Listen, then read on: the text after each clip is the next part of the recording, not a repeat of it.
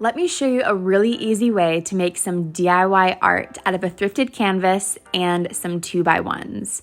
So go to the store and get some 2x1s, and you're going to take your canvas and measure the length and the width of it, and then grab your miter saw and adjust it as so, and cut into the 2x1s to make 45-degree angles.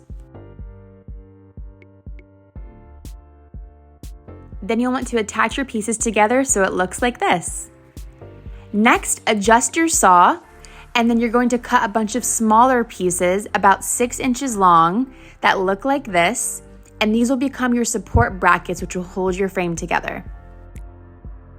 Next, you'll grab your nail gun, and I'm using 15mm brad nails, and I'm popping my battery in. Then you use some wood glue to hold the pieces together, and then secure it really tight using your brad nails.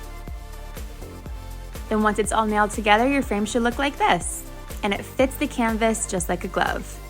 Next, I grabbed some Dixie Belle mud, which is amazing stuff for making small repairs.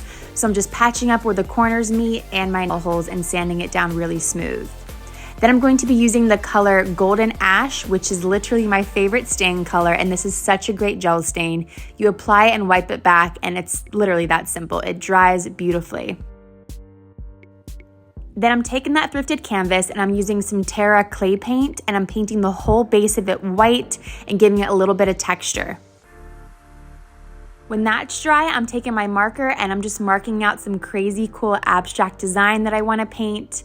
And I mixed 4 Dixie Belle chalk mineral paint colors together to create the most beautiful rust brown red. Honestly, this is like my new fall color. It is stunning.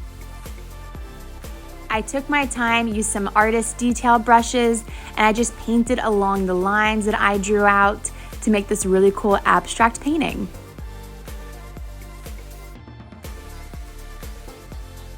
Then I took some more mud and I placed it in the white areas to create some lifted texture.